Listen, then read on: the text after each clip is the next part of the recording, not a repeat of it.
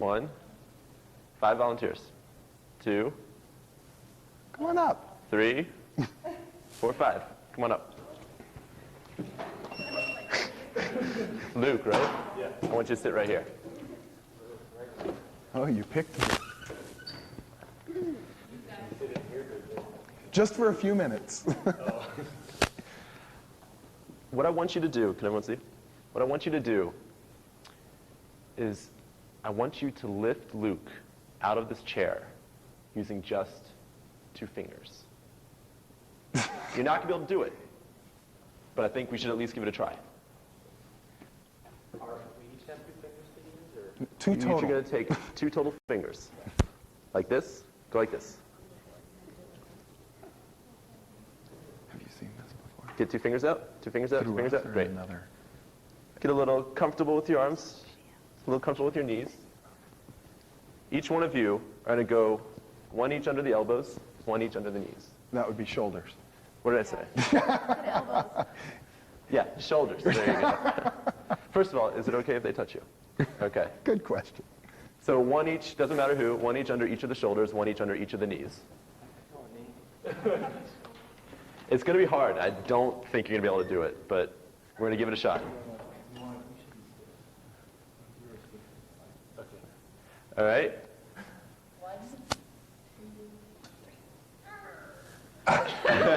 I see whole arms being used. Wait, what's going on there? You're supposed to keep them up. Well, I saw your hands all the way. Try that again. Wait. Listen, just use your fingers here. 2 fingers. That was not all the way down. Okay. 1, 2, 3. Oh, still. Very good, very good. Give it a shot. Just do it the other I way. want to try it with you. You want to try it with me? Luke is, how much do you weigh if you don't mind answering? 170. All right, so we're going to add about 50 pounds here. No problem. Okay. And a lot of orneriness and resistance to change. Yeah, think weighty. Think heavy. Okay. All right. Did we do too good or something? Well, it's just a different kind of a test. 1, Are you going to be stiff for us as well? Sure. Okay. 1, All right, go for it. 3. Oh, this is embarrassing. No movement at all. Man, you were limp. Yeah. You went Your limp. legs go up. Well, he's cheating. I mean, he's thinking heavy right now. Did I go limp? I didn't Yeah, intentionally. Yeah. Well, of course you did, but the rest of me didn't No, but you move. should have held your legs so that you wouldn't bend back here. He's going to be the same thing. He's going to do the same exact thing, but we're going to try something different. Okay? This time, I want you each to put 1 hand on top of his head. Okay? So I want you to put left hand, left hand, left hand, left hand. Now right hand, right hand, right hand, right hand. I win. I want you all to close your eyes. I want you all to envision lifting him up. I want you all to put all of your energy, all of your concentration into lifting him up out of this chair, sky high. Can you all see that? Do you all see it? Yes? Okay, you can open your eyes, but leave your hands there. Now, on the count of 3, I want you to take your hands off 1 by 1 and place them again under your positions. Okay? And then I'm going to say 1, 2, 3 again, and you all are going to lift. And you're going to lift them straight up. Okay? So the first time I count to 3, you're going to take all your hands off, get into position, and then 1, 2, 3, you're going to lift them up. Okay? 1. No. Keep it down. Oh, you're going to 3 again. Sorry. Concentration. Concentrate. Close your eyes again. Concentrate. See him sky high. Head hitting the ceiling. All right. Open your eyes. 1, 2, 3. 5, 6, 7, 8. Get in position. Now 1, 2, 3, and lift.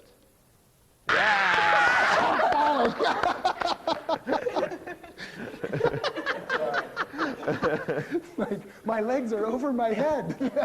That seems backwards.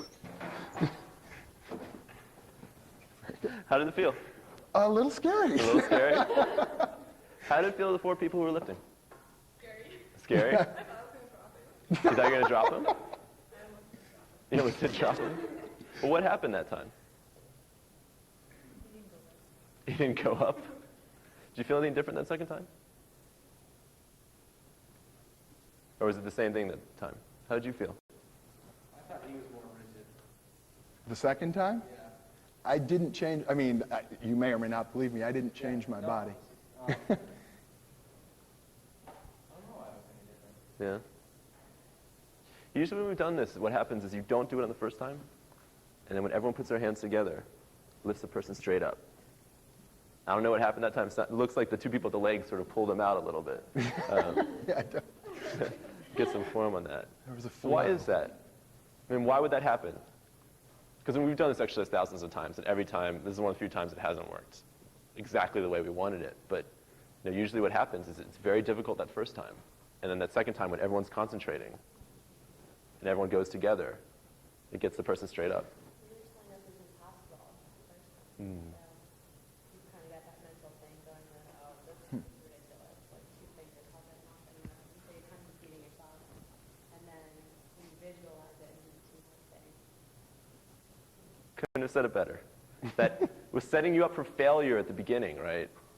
Where you were visioning that you couldn't do it by telling you that it was impossible or it was very difficult to do.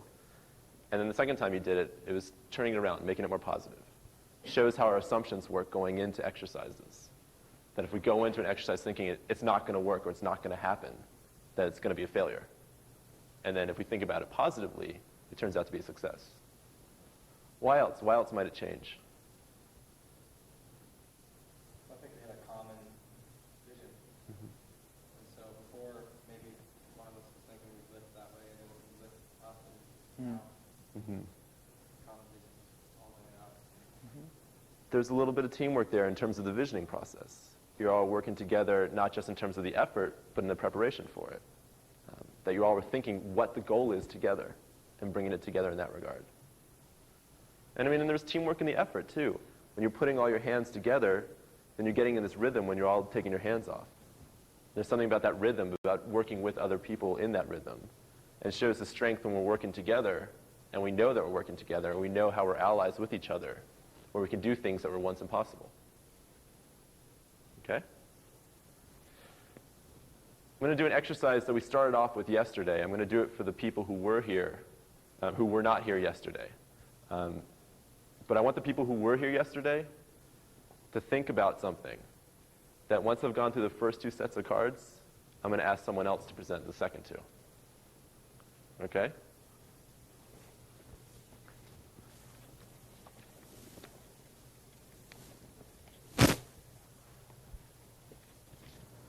One question when we do this work.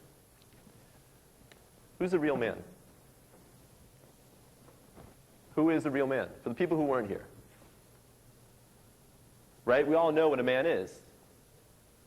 What is a real man?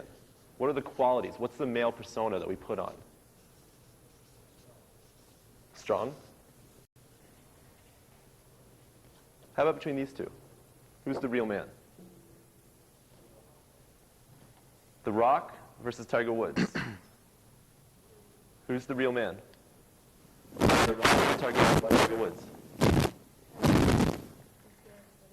He's good at what he does. He's the champion. He's number one in the world. He's the best. He's not even the best now. He's the best ever in history. Why The Rock? I didn't know if we were going stereotypical male, or are we going... Between these two, you said The Rock was the real man, right? I thought we were going with stereotype. I would say Tiger Woods. I'd like to change one. Why? Good, we're grading you on this. There's a specific right and wrong answer to this. Well, why Tiger Woods? He's breaking barriers. He's breaking barriers? Yeah. What sort of barriers is he breaking? Color line control. Colorline. Golf is a traditionally white sport, right? Now we have someone who's half African American, half Pacific Asian. Who would society say is the real man? Tiger Woods? Who did you say? Why The Rock? Do you know who The Rock is? Can anyone tell her who The Rock is? It's a pro wrestler, WWE now, because it used to be the World Wrestling Federation, but they had to change their name to the World Wrestling Entertainment because World Wrestling Federation, WWF, that acronym was taken over by the World Wildlife Fund, so they got sued and had to change their name. But he was the champion. He was also in a movie called The Scorpion King. Why do you think society would say him? He's built. Why else?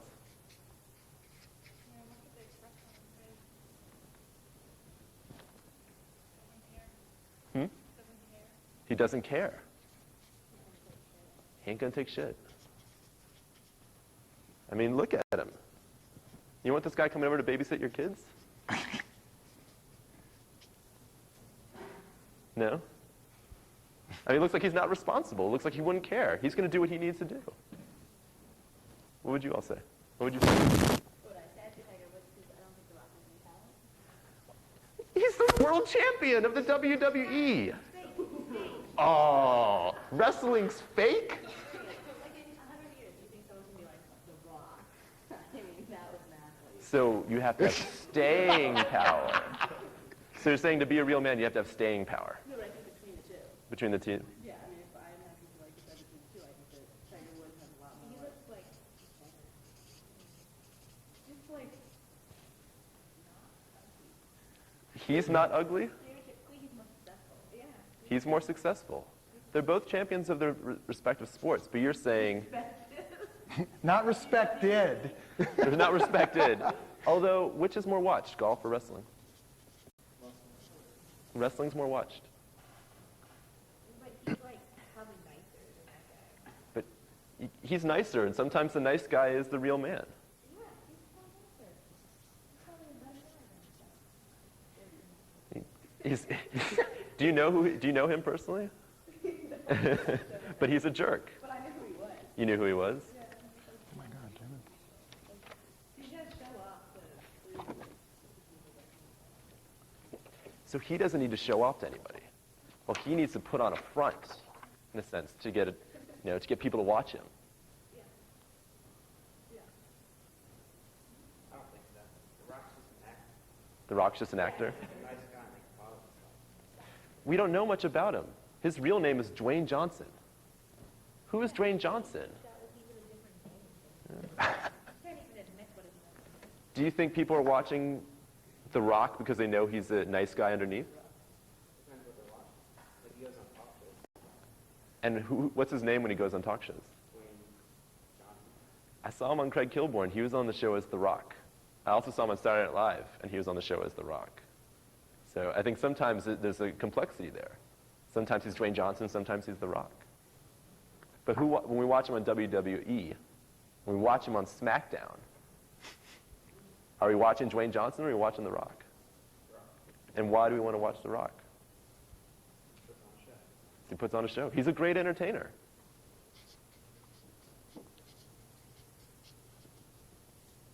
Tiger Woods or The Rock? And why would you go with Tiger Woods? You respect him. And what do you respect about him?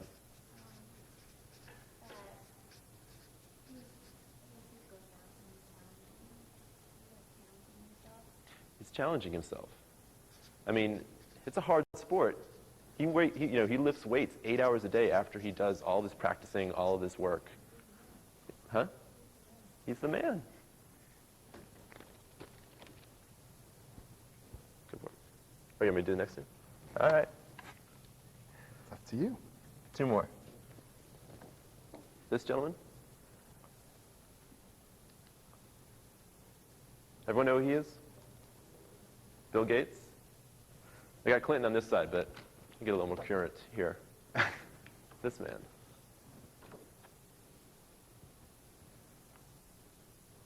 What is that? We know who this is, right? Do I have it upside down? Yeah? Who's the real man between these two?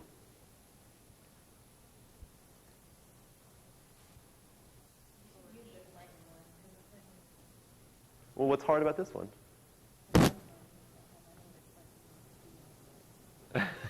So if it was Clinton, who would you say? Why Bill Gates? He's successful. He didn't cheat on his wife, so we think. right? Do we know Bill Gates? Did Bill Gates cheat on his wife? Do we know? Do we know that George Bush did?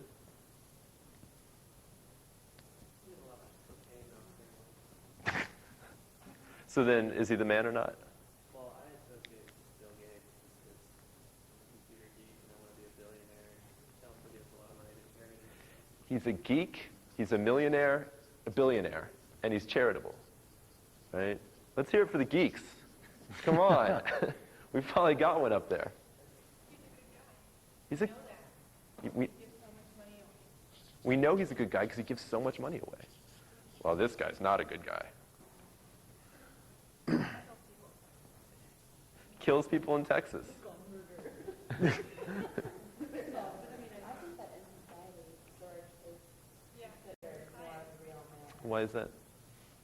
Well, I think that he's Southern, so he's got this traditional masculine, confusing answer, but he's got the traditional gender role. He's got power. I don't know. He's a Christian. He commands the military. He commands the military. I think society, even Clinton would be looked at as a man. In society, Clinton would be. A politician who's controlling our country versus a person who. He just works on computers, right? This guy is the leader of the free world, right? It's not just the leader of the United States. That's what people call the president of the United States. Huh? What's he like? Yeah. He's like the president of the United States. Lily, what does it mean for the traditional masculinity? Or the Southern? I'm just thinking that, like, definitely the breadwinner role with the Breadwinner. stay-at-home wife and the kids and the dog. Kids who are Just, doing drugs and drinking outside of the house, right? well, not that you would want anyone else to know about. Right. But that his image is that he's got a wife at home, The family. he's got the kids, he's the family guy. He's an aristocrat. He's an aristocrat. He's old money in some way. He's oil money. But he protects his family, right? But he's got a long history. Between these two, who would you say?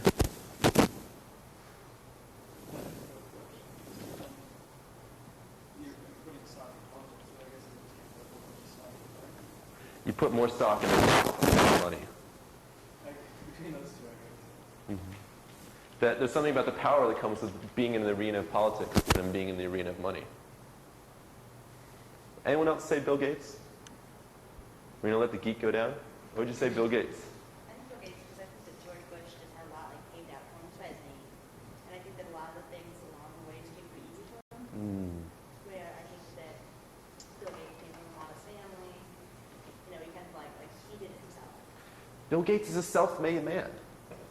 He dropped out of high school, right? And he became a billionaire. I mean, Microsoft, again, is the wealthiest company in the world.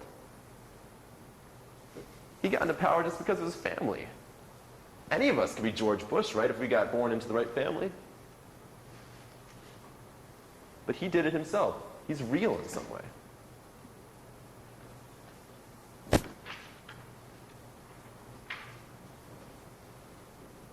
Volunteer? Who was here yesterday? Who would like to try this? You weren't here yesterday, though. It's okay. It's okay. You can come on up. I'm sorry. We had to be here yesterday. No. But I was just wanting to give the people who were here yesterday a chance to. I mean, they've already seen this exercise. So I wanted to give them a chance to try something new.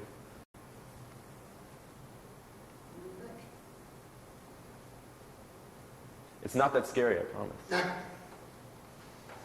it's hard because I don't know anything about either of those two. Oh, Who are the two? If they're the same ones. yeah. Who's this? Oh, that's Eminem? Tupac. Cisco. I knew it was a rap singer. I love it. All right. Come on up. Man, but That's all right. he's a cool guy. Okay. Who painted the Eminem or Cisco? This guy is Cisco.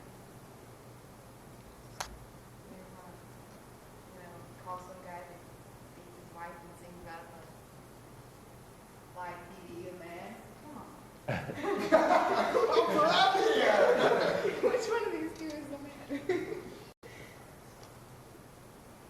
Eminem keeps it real. What does Cisco do? Cisco sings about women's underwear. At least he doesn't think about doing drugs and killing her and taking his kids. So do we? I said you loved Eminem. I do not like him. We gotta get the phone dropped. Messages. You want me to do this one? No. No. do the other one. We all know who this is. I think Eminem's the real man. I don't know, just something about Cisco on here. He doesn't have the look, I don't think. It's almost like he's Not good. trying to imitate the real man, but he's not doing a good job. I mean, he's kind of got the tattoo, that must have hurt, and they Rambo. But I don't know, I just think that Eminem does a much better job, like, portraying this, you know, you don't want to cross me, sort of. What's the tattoo of? I can't see the front. I don't know. I'm sorry, I've never said it. It's backwards. Yeah, it's like a musical thing. I would go with him You would go with Cisco? because he obviously he's a singer, right? Yeah. Yeah. See He the thong song? Yeah. Come on. he likes it. He's passionate enough about something to have a tattoo on him. Yeah. And About music, see, and that's a good thing. Because that means he's kind of smart up here. And I mean, the other guy, could you? I'm sorry, I really can't see it. Oh, this is Eminem. Yeah, see, that totally doesn't look like. I don't know, just the way he looks. What about you? What do you think? I thought I told you. No, it's not. Why do you think Eminem's a man? You think it's cool? to I mean- beat your wife? He always says it's on his mind. But you know that he beats his wife. He also. But he doesn't. It's on his mind. There's so many other people who beat their wives who don't sing about it, who are singing about other stuff we don't know about. At least he's speaking it out. Well, he's singing about So that makes it okay. little kid, yeah. What I'm saying is he says what's on his Isn't mind. that That's great what that a tough guy really is. Positive thing, though. I mean, That makes a lot. Strength is, and I beat guess your that's women. I mean, good. that's like he's covering up because he's scared or something. He's like, Dominant. He's scared. He's gotta like Eminem's not scared. show his power over women because he can't do it over men or something. Just because he's honest doesn't make him right. In my eyes, that makes him less of a man. If you have to be the one or something. Well, we don't know what Cisco does with his partners. That's what I'm saying. That's what I'm talking about. Eminem at least is honest about it. But to openly he's going to admit sing that- about a thong. I mean, Lionel Richie got You guys arrested think for over beating here. his wife. Cisco's too pretty. Cisco's a pretty boy, huh? Eminem sticks up for his kid. Yeah, Eminem does stick up for his kid. Have you guys seen the preview for that new movie? Yeah, That looks like a good it looks great. What do you guys think? You know, I'd have to go with Eminem. Building on it, because he embodies that rebel that we all love. Yeah, I thought that this whole thing was a bit I would go with Eminem. Yeah. Is that all you guys do? I'd go with Cisco is not the real man. He's not. Not No. Eminem for the fact That he's that so he's doing cool. exactly opposite of what Cisco pretty does. And badass. Cisco's found this niche in sax lyrics and gone cheap. And Eminem raps about true life stuff. Yeah. And other guys kind of get down on him. That's cool too. Yeah. You guys haven't heard that song from me? Have you ever heard the? But they both bleach their hair. They both. They both bleach their hair. They do both bleach their hair. But Eminem's is lighter than Cisco's. It's not bleached on black guys. So he doesn't have to bleach it as much. He doesn't have to bleach those guys. He's not complete. I think that Eminem also is very much, I want to say this, but I mean, homophobic is a mild way of saying, like, his sentiments, he's very explicit, like, he's very not gay. I mean, whether his lyrics are like a backlash of how he's really internally struggling or what, I don't know. But I think that he's very explicit about being like But yet straight, he and I still think that was that's like, a man thing. but he's still like man enough to get up there on stage and hug Don.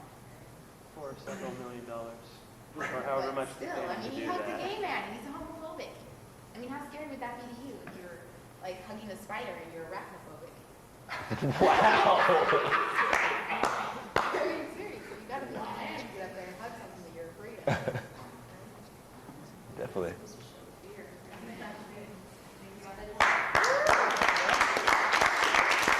What's your name? Christine. Thanks, Christine. Good job. You want to do these two? I'll pass. You all, people who were here yesterday. You all know who the last ones are? You remember? I'm an hour late, so. You're not supposed to. Well, you like this one. I will. Yeah. Okay. Who wants to come up here and do it?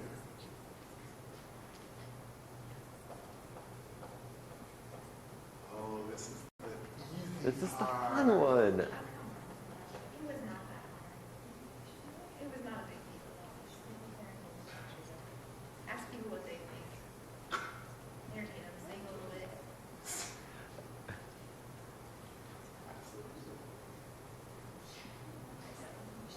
Come on, somebody. It's one of the three right here. They're drawing straws to see who it's going to be. Hey, courage.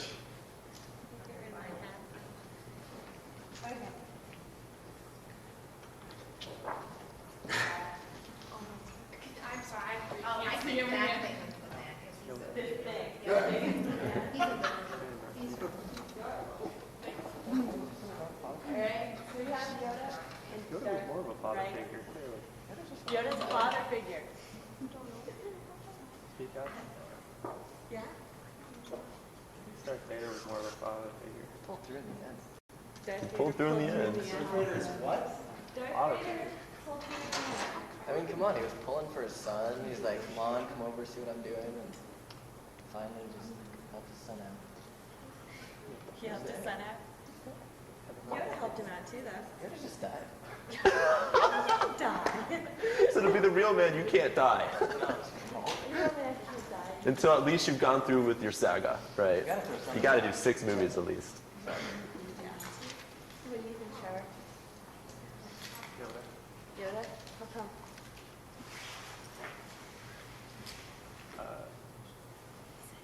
When you asked that, the first thing that came to mind was because Yoda would whoop up on Vader. Yeah, Yoda would win in the fight, right? Yoda? Kick some Jedi ass. Oh, yeah. Yeah. We never got a chance to see the two of them fight, though. Never will. We think. We don't know what the third movie is going to be. I wonder who women would rather have be their boyfriend or who men would most aspire to. Would you rather be Yoda or Darth Who Vader? would you rather be? I think that's a cultural thing. Yoda. Yeah, you guys no, but I think it's easier to be Darth Vader. It's easier to be Darth Vader? Why? Yeah, well, because you can take care of yourself at least in some ways. Walk around the street, not worry about getting beat up. Yeah. Maybe you don't have insights about life. It's a long process. Who's gonna be Yoda? What's your favorite characters? I mean, would you go pick a fight or something? Probably would be. You know, I'm gonna go with Darth Vader just because for a lot of a couple other movies, the later movies, Yoda's sitting at home back on his planet. He's out of the game. Darth Vader, he's still in the game. Yeah, Darth's character tugged at him hard a little bit more. Yeah. Yoda, yeah. He really, did like. Yoda's so good though. So he sees Yeah, the Darth light. Vader like gave in. Like Yoda like resisted all the bad things. Yeah. We just gave up until the end. Yeah. Yeah, they did some Yoda was well educated, and like the reincarnation is kind of traditional Buddhist. Being vertically challenged to be both intelligent and a trainer. Who would young high school men say? Yoda. What? They try to take the names away from it and just break it down into you've got power, charisma, money. You got all that on one side. If you didn't have Darth Vader to it, or you got heritage, celibacy. You got green. Come on. About it, yeah. I love the fact that Darth Vader has money. Like, we assume that he has lots of money, right? He builds 2 Death Stars.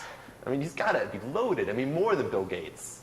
And more than the Bush family. I mean, he's got to have tons of money to build those 2 things. Lots of Republican credits.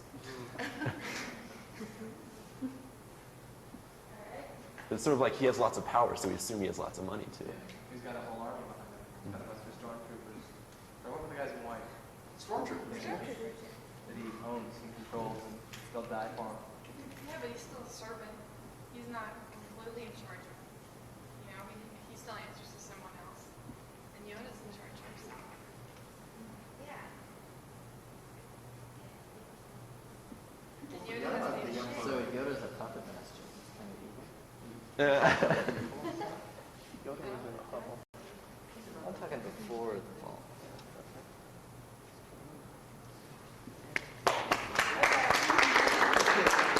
Well done.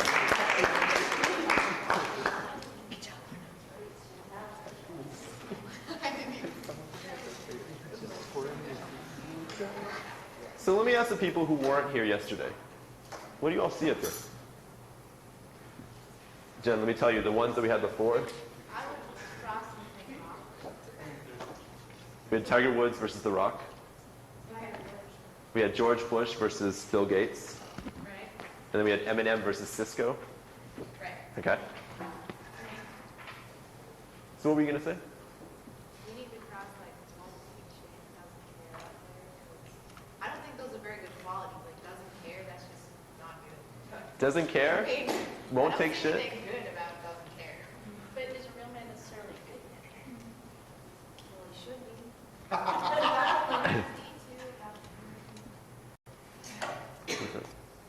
And what does it mean to be, if a real man isn't a good man?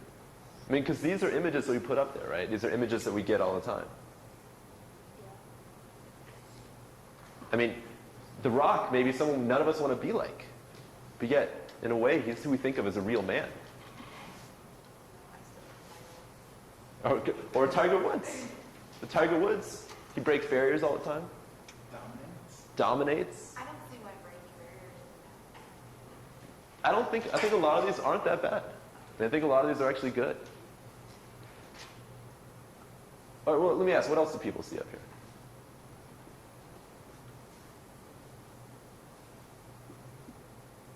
I mean, we've got good at what he does, breaks barriers. What did you say? Physical features and like kind of what people have as far as money and stuff.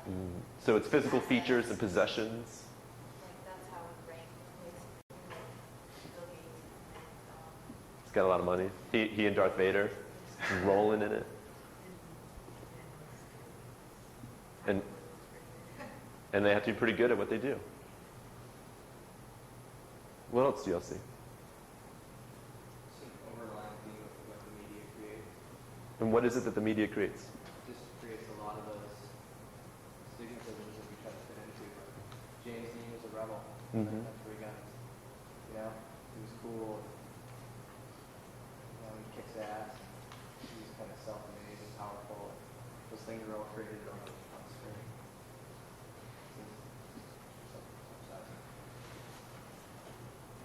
I mean, it is something that's created for us. But I think the interesting thing is we can say it was created, but yet we're still buying it. Eminem sells millions of copies of his records, right? People are buying this.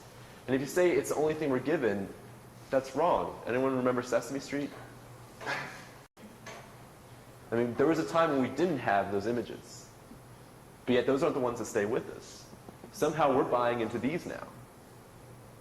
Big Bird isn't up here. I still like Big Bird. Me too. I hear you. Actually, I like Elmo better. I'm a big Elmo fan. Cookie Monster's pretty cool. What else is up here? I mean, what is it that's being created here? What is the image that we're getting? I mean, there's a specific image that we have here.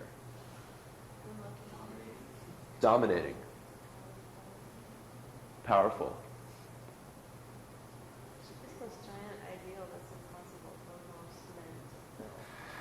And a giant ideal that's impossible for most men to fill. Because a lot of these are idealized, right? We can't all be leaders of the free world. Can't all be the best. We can't all be father figures.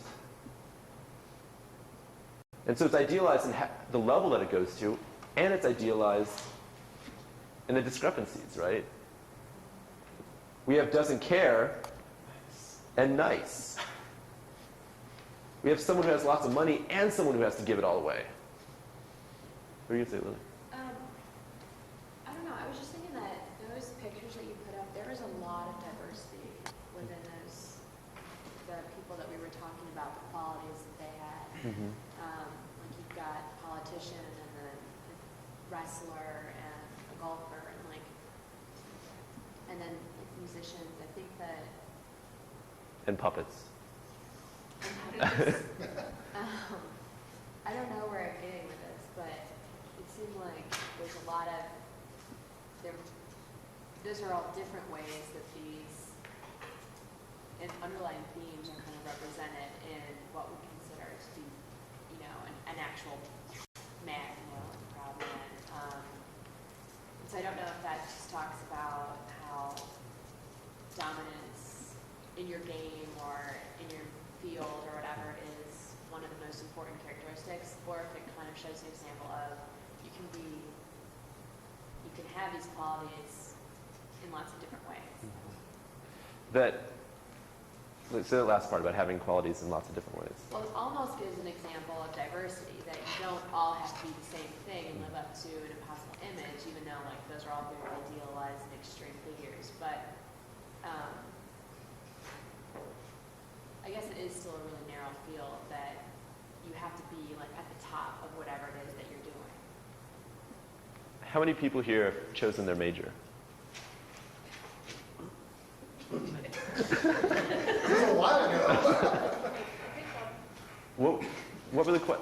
What's the first question you hear from someone you just met when you say that you're going to school? What's your major, right? What do you do? What are you good at? What's that thing that you're really concentrating in on, right? We're already getting pushed into these channels in some way. I remember I was an English major at my school, and there was an essay writing contest for all English majors. And I got second place my junior year. I flipped out. I said, I chose English, so therefore I've got to be the best at English, right? I mean, there's just this idea that everyone knows me as the English person, so therefore I've got to be the best in that area. So I mean, there's a sense that, yes, we're put into different places, but for men, you have to reach that certain top level. We call this a gender box, or actually we call this the box of masculinity. I think you all call it the gender box, which works just as well. But it's this idea that for men, we're always feeling pressure to prove ourselves in one of these ways. And actually, in fact, to prove ourselves in all of these ways. Or at the very least, not to show that we're lacking in any of these ways. And it's always a challenge when we meet someone new. I don't know if you're a Darth Vader or a Yoda person, so I got to pretend that I'm both. That I'm wise and I'm big and I'm strong. That I kick ass and I'm charitable. Because I don't know if you're a Bill Gates or a George Bush person. And so I have to keep all these images going at all times. And even if I get to know you, and you get to know who I really am, I still have to put up the front when I'm with other people. And especially if I'm a room full of men, because then the challenges come from all over. And so whenever you're working with men, this is something that always needs to be in your minds, because it's going to be in every man's mind. Even if we're making it evident right now, telling you in an hour, in 2 hours, we're still going to be proving it. I know I will. I bet you will. I'm sure most of the other men in here will be as well. Is that a challenge? 5 minutes. So we're going to put this up so that you all can see it at all times. The idea of this is something that's always in the room with you. Always in the room when you're working with men, is that people are comparing themselves to this idealized list. There's always this competition. Always this sense of, am I measuring up? And a sense of, in fact, I'm not measuring up. So we like to keep this sort of over our shoulders all the time so that it's just a reminder that it's always there. I want to take a step back for a minute. We've been talking for a little while now about different understandings of manhood and masculinity and how that all plays out. But we haven't done the introduction. We haven't said, why are we all here? Now, David and I, we're here because we were asked to come. We were asked to come and talk to all of you about the work that we do working with men in helping men to find ways to be strong without being violent, and specifically to give some training around how to do some of the workshops that we do, or if not those specific workshops, just how to talk to men and how to find ways to engage men in healthy and productive and positive ways. So that's why we're here. But why are all of you here? We have more people than I think it would be best to go around the room and ask everybody. So let me just ask a couple of people to tell us what you're doing here, why it's important to you. And anybody can speak. But someone needs to. I'm Please. English with Alex Albiar, and he told us we had to come, so that's why. But she's here too. Yeah. You're here? So guys, we're all wondering why. Okay. And Okay. You're here because you have to be. You were told to be here. In your English class, though, you've told me, I know you from earlier, from a little while ago, you told me that there's something, what are you studying in your English class? Alex is having us look at the stereotypes of men. Uh-huh. And we are responding to an essay written by Paul Thoreau about being a man. Mm-hmm. So he thinks that having us come to one of these things is going to be beneficial for us, right? Okay. Great. What's the essay titled? Do you know? Responding to Paul Thoreau. Okay. That's your essay. What's No, his that's- essay? That's just being a man is Paul Thoreau's essay. Okay. Thank you. Okay. Great. All right. So you have to be here. Fair enough. Did you raise your hand? Yeah. I just had a personal experience with rape, not like first learning about someone and just begin to learn more about it. Okay. But I actually completely barely did. Okay, well, that's too bad, but I'm glad that you're here. So what I'm hearing is that there's somebody that you cared about has been hurt, and you want to find a way to make sure that other people you care about aren't hurt in the future. Yeah. Okay, sure. Why else? Yeah. Community is beset by violence, and men perpetrate violence. And for a long time, I've looked at that and tried to imagine what would stop violence. And I think it's what will stop violence is somehow tapping into and teaching what's virtuous about masculinity. And it's a fine line when you look at the box of masculinity or the gender box. Right. There are aspects of those traits that are virtuous. And I think somehow, I struggle with communicating this stuff somehow intergenerationally. So that's what I'm doing. I'm trying to figure out how to be an old man to young men, and somehow to communicate what I think is good about masculinity. It allows men to be men, Right. but at the same time serves the purpose of violence prevention. Find the positive aspects of manhood that aren't destructive of community, but instead can also be building of community. Yeah. Okay. And what you said about being an old man to young men, I think also really rings true for me as I'm also getting older. This happens to all of us, or we die. And And there's something about this sense of, in order to be a real man, you also have to be young. I mean, someone said you live, right? You have to live in order to be a real man, but you also have to be young. Because you can't be a champion. You can't be The Rock at age 40, right? You can't do it. So that's also a piece of it, is there's something there. I mean, parts of traditional manhood that we do need to find a way to let go of, but there are other parts that we really need to hold on to and to maybe even raise up, is what I was hearing you say. So figuring out ways to do that. Sure. What else? Please. I'm part of a group here on campus, Take a Stand. Okay. So we're kind of a subset of you guys in a way. Great. Learn the material from you guys, so curious about how you guys run things. And then also just from a personal level, just kind of sick and tired of friends and family and acquaintances being, survivors. Sure. And maybe looking at it from a male's perspective, do something about it instead of making it disappointing. Sure. Okay. So similar to what you said, and also you're part of a group already, Take a Stand. Can you take a minute and talk about Take a Stand for people here who don't know it? It's a group that's funded through SARS. Chantel's kind of our liaison, and there's a couple of guys here, Trevor, John, Luke, that were part of it. And basically what I said, just looking at prevention, it's a preventable thing. Violence and aggression towards women is preventable, and it's not only a woman's issue, but a men's issue. Great. Great. Thanks. Anybody else? Did I see your hand up? No? Oh, okay. I did see your hand up, but not to be called on. Sorry. Anybody else? Yeah. I've got a floor full of 40 freshman guys, and they're a really diverse bunch. And after Trevor told me about it, I figured any insight I can get onto how to communicate more effectively with a wider variety of guys would be interesting. So figuring out how to communicate with men, particularly men who are in your care in a lot of ways. Sounds like you're an RA? Yeah. Okay.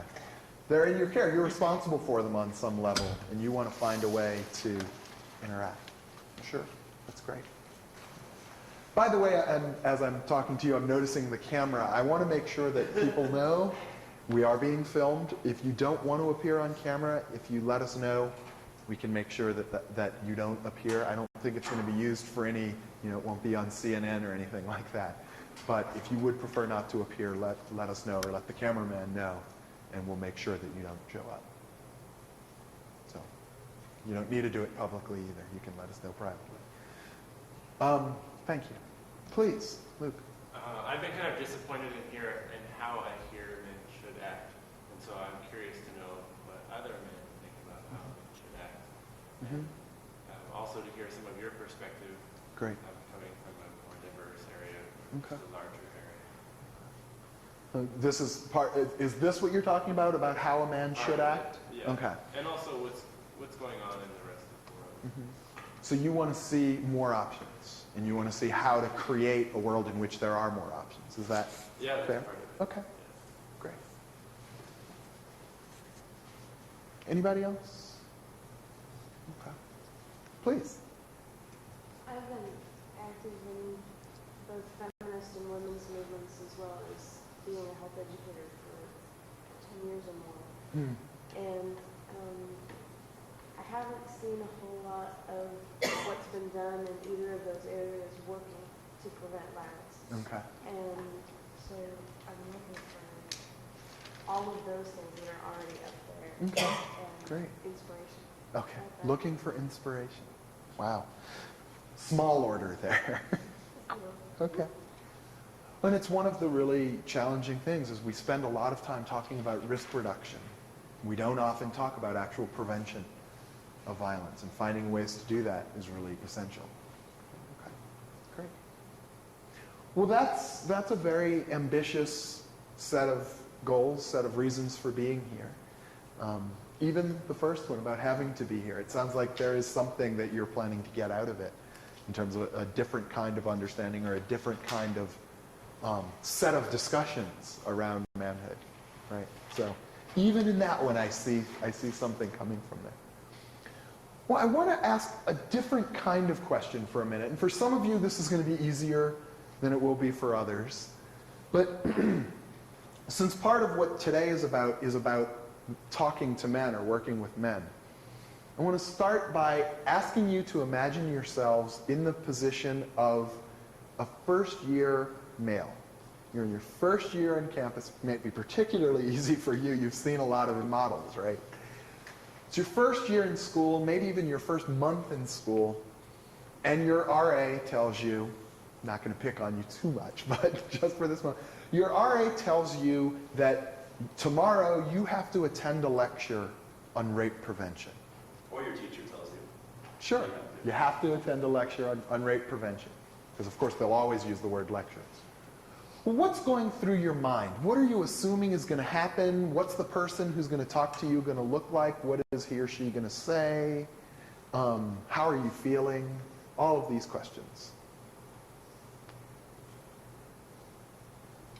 I'll start again. Go for it.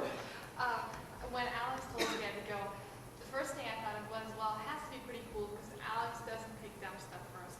That's the first thing I thought. And then the second thing was, I wouldn't go to this if he didn't say I had to. Okay.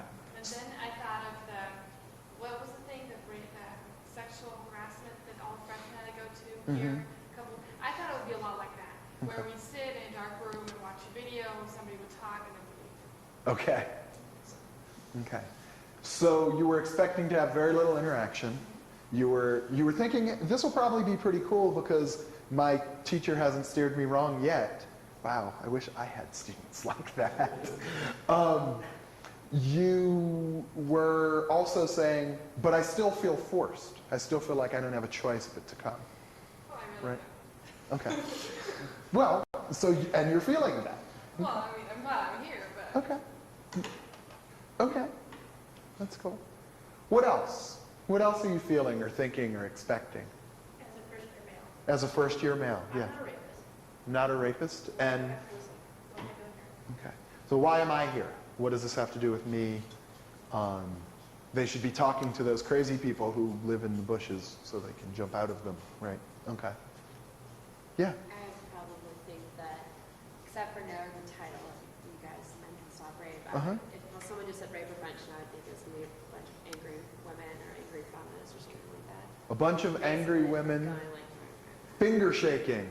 You are bad. don't do this. Don't do this. Okay. I kind of knew what it was going to be like because someone met like yesterday and told me, but Okay. I thought it was like going to be mostly men because of the title. And Okay. also when I told my friend Ryan that I was coming, he goes, "Isn't that for all men?" And he just looked at me like I was crazy. Okay. I thought it was going to walk in and close for all men. Okay. Where is it? He's at Flyover. Okay. He's good. Okay. Well, you don't know what the topic is. All you know is that it's rape prevention. You don't know that it's Men Can Stop Rape or any of that. But still, I mean, let's keep going. What else are you thinking or expecting or feeling? Yeah. I would have expected it to be way too touchy-feely for me to be comfortable with it. Oh, it's going to be touchy-feely. Okay. And so that makes you feel what? What are you feeling then?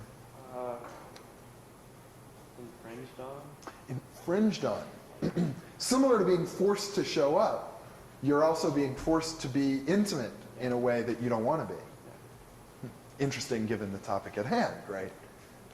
Not accidental, the language I'm choosing here, right? Okay. I think you think when you come to college, you have freedom of choice. The first thing that someone tells you is that you have to go to something. So your freedom has been taken away. Okay. So you're probably feeling pretty angry. It's not an issue you ever would consider going to. Okay. I don't want to go to this. I'm being forced to go to it. My freedom's being impinged on. Probably a little angry, am I right? Okay. What else? You're a first-year male. You don't want to sit around with a bunch of your friends talking about this either. This is going to be so uncomfortable. I don't want to talk about this with a bunch of my friends. Okay. Or even people I don't know. Sure. Okay. What else? Anything? What's going to be said? I heard there's going to be some finger wagging. Don't do this. What else do you think is going to get said? I'm sorry? Okay. So there are going to be some statistics that get thrown at you. How do you usually feel when you hear statistics? Kind of, it's almost depressing, especially when you hear about like rape statistics, Mm-hmm. because like there's so much of it Mm-hmm. we don't even know about. Okay. So it's going to be depressing. It's going to be sad, and it's going to make me feel bad, and I'm guilty. Just for being a male. Mm-hmm. It makes me feel guilty just for being a man. It's going to be male bashing. Okay. Might feel defensive. Sure. I'm going into a room where somebody's going to tell me that I'm doing something wrong, even though I know I don't. This issue doesn't affect me, and yet I have to go listen to it. I'm being punished because I have a penis. Okay. What else? Anything? I also think if it is something that they care about, they don't know how to voice it or what to do. They don't know what to do about that. Mhm. They do want to get involved Okay. because they don't have any probably role models of men who are involved.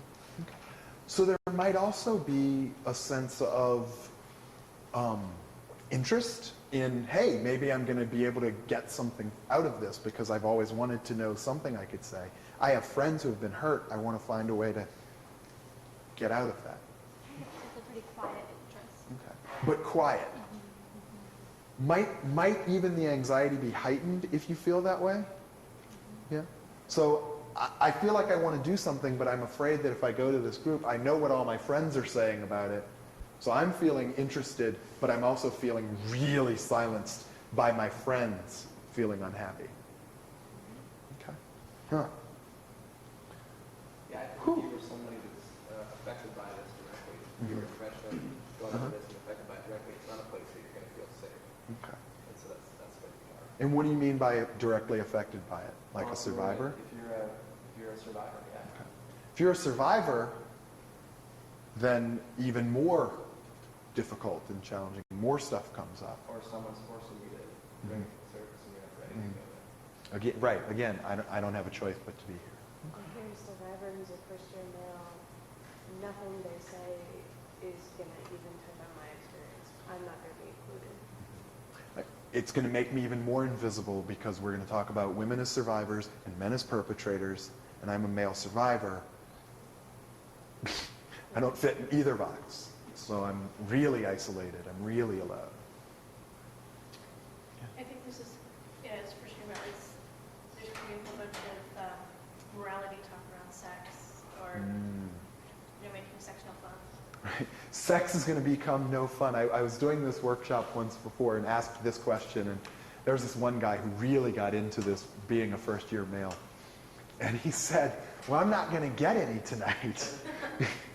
Because, if I'm in this thing, it's probably, Susie's probably going to be there with me, and she's going to get angry with me because that angry feminist is going to recruit her. And then, my percentages just went way down. Right? Okay. Yeah, definitely. Anything else? Well, this is a pretty good list. I know not everybody here is imagining that you're going to be doing public speaking on this issue, but imagine for a moment that you are. Imagine that you know that tomorrow you're going to be going and giving a talk with a group of first-year males, and this is what they're expecting. How are you feeling?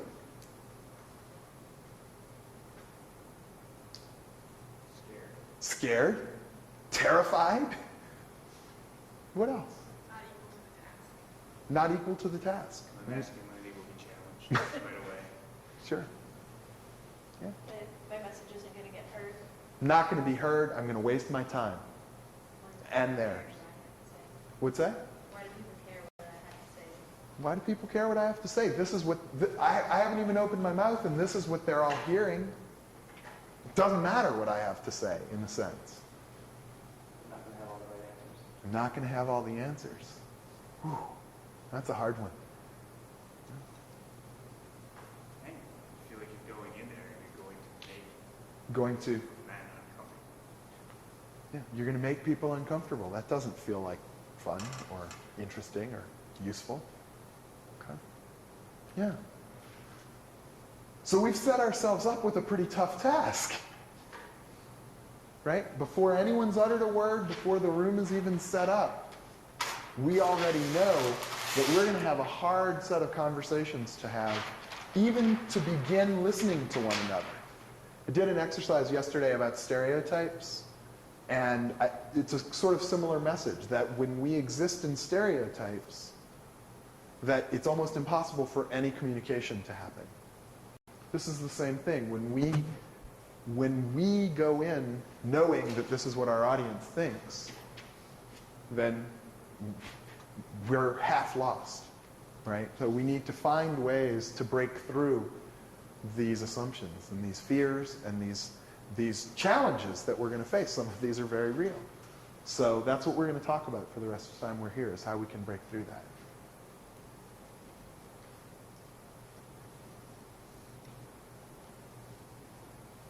I want to hear some stories.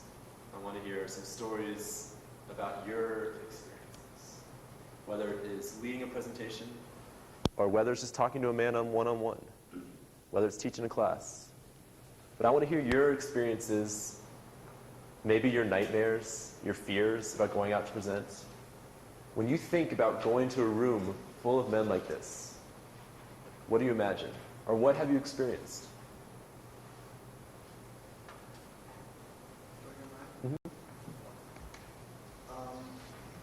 Some years ago,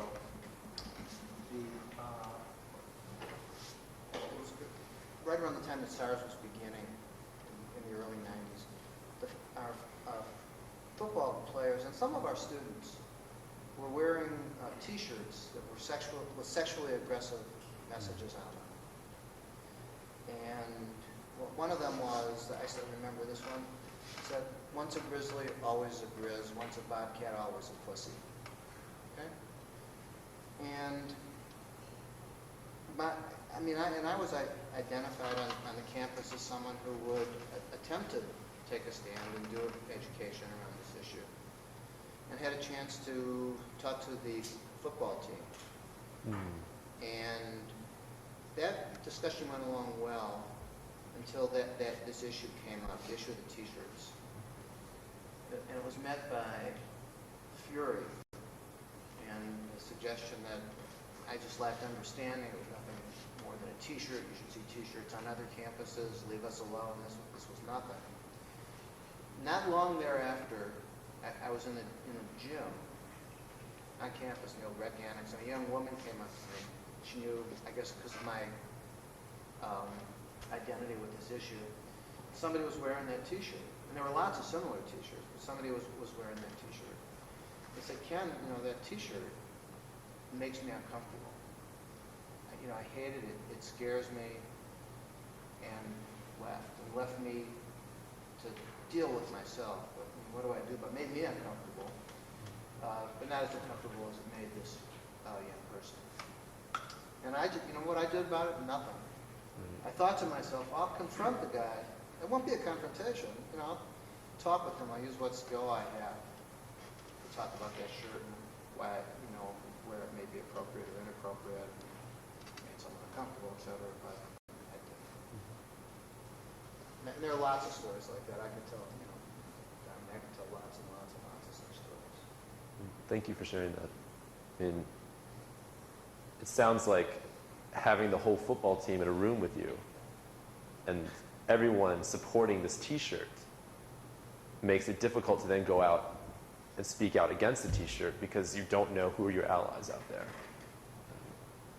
And it sounds scary. How did you handle it when they said, "No, it happens on other campuses, it's not that bad"? I'm a hothead, I didn't handle it well. I just tried to explain to the best of my ability this wasn't their issue. This was really the issue was that there was inarguable evidence that people were being made uncomfortable in an era in which people were also being hurt. There's a relationship between violence along the continuum of all sorts and truly violent outcomes. And when someone shares that, it's really inarguable. But it went nowhere. It just, I just fomented more defensiveness. It was pretty ineffective. And prior to that point, it had been a discussion that I felt was meritorious. But they became defensive. Yeah, I made them defensive. Do you think anyone in that room may have been uncomfortable with the T-shirts but wasn't speaking out against Sure, it? I hope so. I hope so. And actually, there were some young fellows on that team who I'm just confident would be on more good aware. I mean, it sounds. How many people were on the team? How many people were in that class? This was a talk to seniors and only, and so maybe 40. 40 people, 40 men in one room. Sounds scary. Yeah. What else? What are some other fears or stories that you might have? Go for it. This actually just comes from the other day when you and I were walking to lunch. We were walking in front of the Curry Health Center, and there were 3 or 4 men standing across the street. One was drunk, and they were yelling. Yeah, I was there too. And the guy who was drunk was trying to be playful. He wasn't being rude or malicious. And his friends were sort of being jocular with him, but not as loud. And my inclination was to not look at him, not respond. And you guys played back. And it caught me immediately that I felt so uncomfortable with the idea of playing back, but you guys did it so comfortably. And it was a check-in for me of, it's like, if it's a drunk guy with his friends, I don't want to talk to him. I considered him in some ways dangerous. And what was surprising for me was that didn't seem like a consideration for you. I mean, there's something about male privilege in that regard. I mean, there's the idea of a man being in front of a bunch of other men and feeling worried about their masculinity being threatened. Then there's also a sense of men able to speak out in certain ways that maybe you as a woman wouldn't feel as comfortable. At the same time, I know I probably felt more comfortable because Patrick was there and you were there. I had an ally of some sort, right? I knew that, you see in the movies, right? There's the big guy and there's a small, scrawny guy, and he sees his friends around him. So then he goes and picks a fight with the big guy because he knows his friends are going to back him up. But then as soon as the friends leave, he's like, no, I don't want to fight you, right? So there's something about this ally that I have here that I'm able to feel comfortable talking back to them. I mean, it's something about it's the reason why we have 2 people presenting up here. If I mess up in some way, well, hopefully my man here will back me up. There's something about having that one ally. But I hear that. I mean, sometimes we need to find a support somewhere in order to speak out. I think in both stories it sounds like, or in the hypothetical story for you about walking alone and having to tell this man or to be comfortable talking to this man, that there needs to be some support there, someone else who's also speaking out. And even in your case, when you had 2 men who were there talking, you still didn't feel comfortable. And sometimes that safety comes first, right? What are some other stories? I've gone into high schools before, and it's usually seniors and juniors, and it's the girls that will usually talk about stuff. It's usually sexual assault and rape talks, but the guys are afraid to say anything wrong, and so they won't say anything at all. And it's just, I noticed every time they opened up and said something, it was like they were having an out-of-body experience. And then the second I paraphrased it or said something back to them, they'd realize that everyone was looking at them and they'd clam up again. And I'd just get that one thing out of them, and then that was it. It was just... It was like they stepped outside for one moment. They didn't even know they stepped outside. They just found themselves outside, and they were like, know what I think? And they say it, and then they're like, oh shit, box. Duck and cover. Right. So how did you handle that?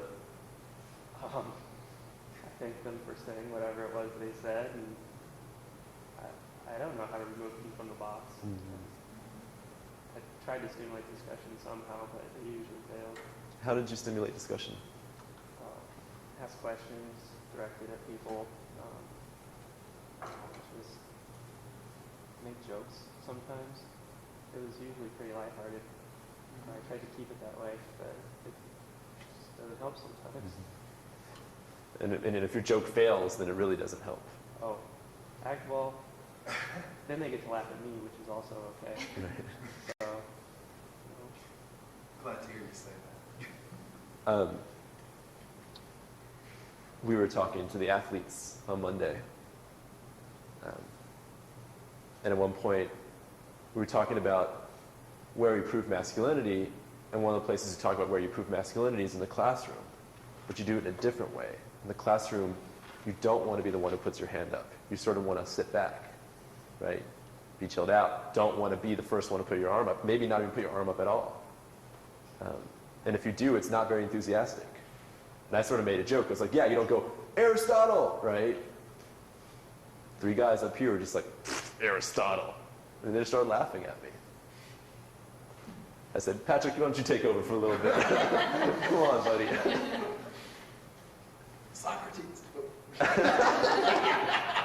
Your turn.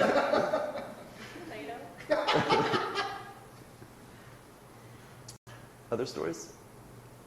But I played varsity sports in high school and middle school, and I went to an all-boys private Catholic high school. So I can't imagine going into a locker room, like, even being the team captain and all this stuff, and everything that was said all the time. Like, So trying to speak against that, but like, I just imagine that being impossible. Because I know what it's like to be entrenched in that. Well, what are you entrenched in? Well, it pretty much is like serious testosterone kicking all the time. Locker room trash talk. And what is your fear? What's the worst thing that's going to happen? I lose the support of my teammates. That you'll be outcast in some way. That these people who you're supposed to be on a team with and working with in some way won't support you anymore.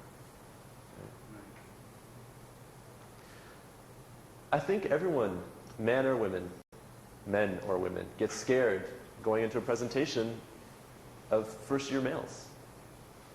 I think there's a fear there. I know I was scared going and talking to the athletes on Monday. 120 athletes in one room. I mean, it was just a little scary.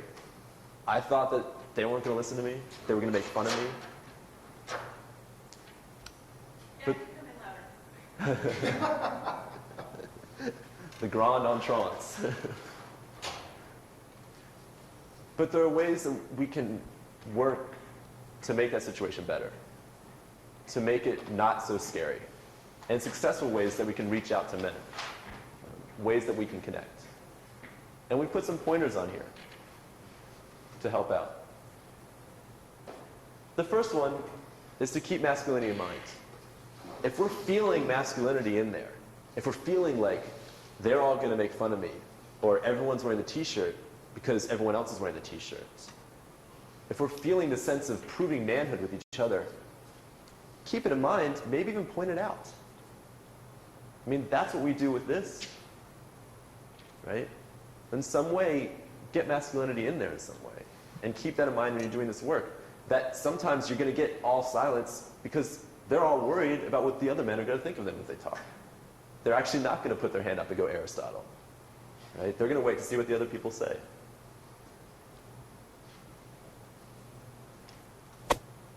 But on the flip side, check your assumptions. I mean, I think what's interesting about this, we got one person who said interested, but most of this is we think it's going to be a horrible experience, that men aren't going to want to listen to us, that they're not going to care about this issue, that they're just going to make fun of us, that they're going to alienate us in some way. But that's our assumptions, right? We're assuming that that's going to be the case. And as what Patrick said, if we're already going in here assuming that this is going to be the case, that it's going to be a failure, that they're not going to listen to you, then guess what? Halfway. They're not going to listen to you. If that's the assumption that you're bringing in there, they're not going to pay attention. And so if we don't think men can be part of the solution, then they won't be. When we're going to these presentations, we have to check our assumptions. We also have to check our assumptions about our target audience. Some of you were here yesterday, we talked about the stereotype of Montana. Right? If we go in here and think Montanans are all cowboys and meat eaters and all the other things we put up yesterday, and I think one of the things was dumb. If we go in there thinking that, then again, you're not going to listen to me. If I go into a meeting with fraternity members and think, you all are just going to drink, and you just rape, and you're just violent and aggressive, then I'm not giving them any credit to do anything, and they're not going to change. And the fact is, one or two of those people in there are going to be allies, maybe even more. And you need to find those allies, but if you're stereotyping, you're not going to be able to find them. You're not going to be able to see them in there. Define your audience. If you are talking to fraternity members, maybe bring up the stereotype of Animal House. If you're working into Montana, find out what some of the issues are in Montana. Whenever I go to a campus, I always make sure I look at the student newspaper, just so I know what's going on that week in that community. If you're talking to a class, you want to know what they're talking about.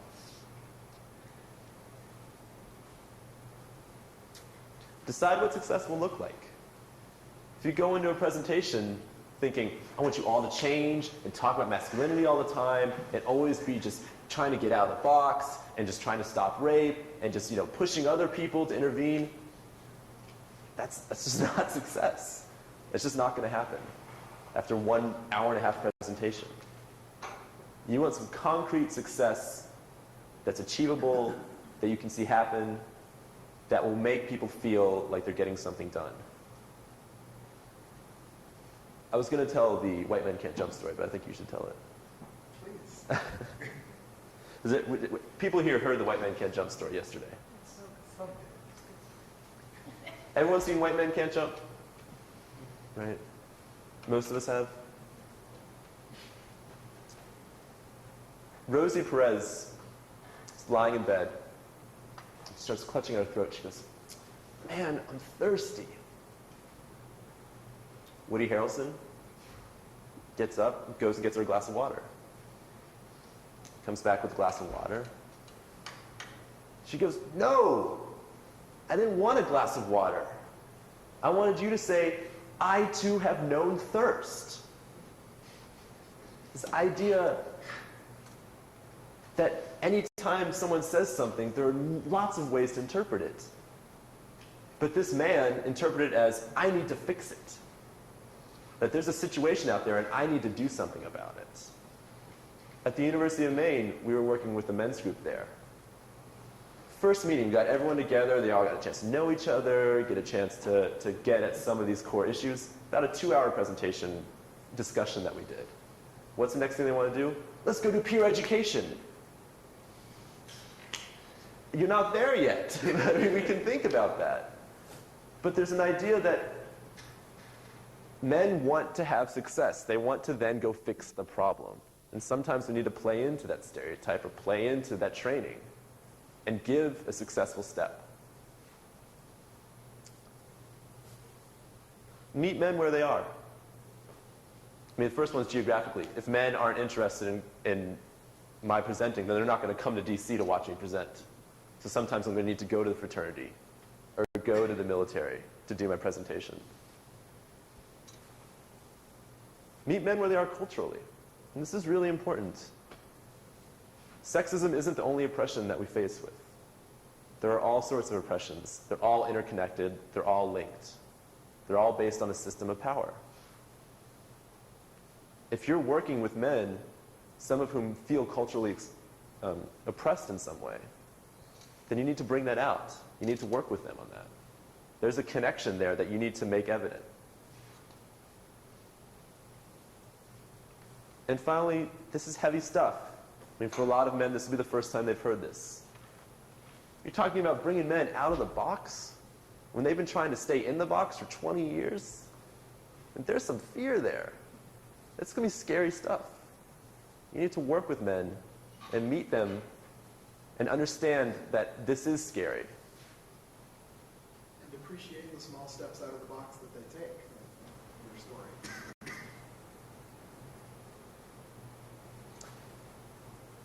Make your message male positive. We usually say, don't do this, or stop this. No means no, which are always great messages to get out, but it underscores this idea that all men are possible perpetrators. When we do our work, we like to say all men are possible allies. So the idea is that when we talk to men, you want to underscore this idea of men being able to be allies, not just perpetrators. And you underscore men's ability, their responsibility, their ability to want to do something about this issue. Not just that the issue is there, but that they want to change it. And finally, I know I'm turning the page, there's just one more. Again, give men options for positive action. Define what success looks like. Give specific positive actions for men to do. Whether it is they're going to do one intervention, or whether it is they're going to talk to a class. But be specific in what they can do, and underscore this idea of men being visible allies with each other. That if one man speaks up, another man will speak up.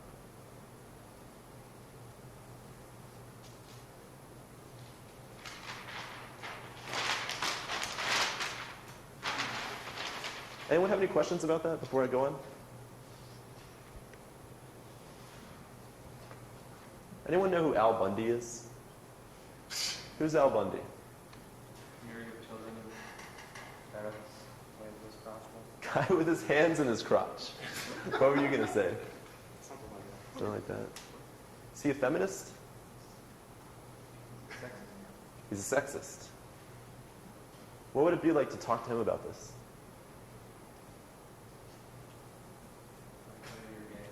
Probably tell you you're gay. That you wear the women's shoes that he sells. How do we change Al Bundy? Can we just go up to him and talk to him about all this? Al Bundy's in your class, and he's wearing that shirt. What do you say to him? I think you can personalize it. We can personalize it. Do you all remember those games when you had like a 4-letter word or 5-letter? You had like milk, and you had to change it to that, and you only had 4 steps to do it, and you had to create different words all the way along. Does anyone remember these games? Do you remember this game? Maybe not. That's where you had like milk, and then you went to, I don't know, mile, and then you went to pie, I don't know. But like you got down to another word at the very bottom. But it wasn't that you could just change from mile to that, but you had to go through all these steps to get to that. You're only able to change one letter at a time, in other words. Same thing here. We can't just take Al Bundy and turn him into an anti-rape feminist, pro-feminist. But that there are steps we need to follow. It's called the environmental change model. You can see it works in so many different ways. If you want to change something or someone around you, you can't just say, all right, now you're going to be a pro-feminist. You got to go through the steps. And that's what the struggle is when we're talking to young men, is we feel like we need to change them immediately from wearing these t-shirts to speaking out against those t-shirts. It's difficult that way. There need to be steps. So if we're talking to this young man who's wearing this t-shirt, we say, notice the event. Does sexual assault happen? Is there sexual assault? Do you know what rape is? Do you know what violence is? Does it happen?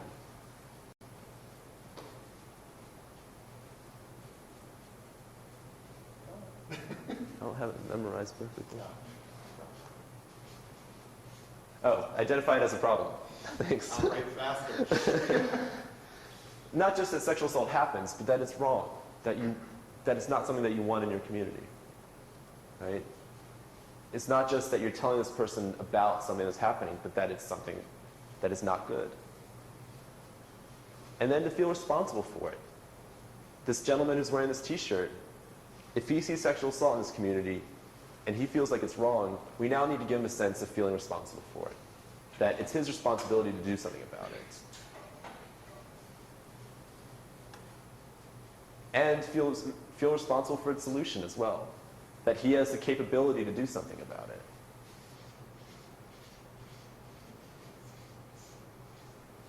Then he needs to get the skills to do something about it. Now that he feels responsible, he needs to find the ways to intervene, whether it is not wearing the t-shirt or whether it's talking to other people about not wearing the t-shirt. And then the most important thing, well, now that he knows what the skills are, it's the hardest thing to do. You need to go ahead and act. You need to go ahead and do it. Because it's really easy for us to get through the first 4 steps, to know what the problem is, to feel responsible for it, to acquire the skills. But I know I still have difficulty intervening with people. And it's that 5th step that we need to act. We need to evaluate as well. Sometimes the action we do may not be the best thing. You know, sometimes my washing the car, if I think that's going to end sexual assault, I've gone through these first 4 steps. You know, I know it's a problem. I feel responsible. I've learned how to wash a car. I go ahead and wash the car. That's not the thing to do, though. So I go back and evaluate it. I see if it had any effect. Change it if you need to, and then repeat. Make sure that these men keep doing it. And I assure you, once you start here with Al Bundy, you will get to the pro-feminist at the end. Just like those 5 words, right? Let's take a 10-minute break. That sound right? Get some water, go to the bathroom, stretch out, maybe turn up the heat a little bit. Yeah? People a little chilly in here? Just 10 minutes up. We can be back here like 7:50. That would be great.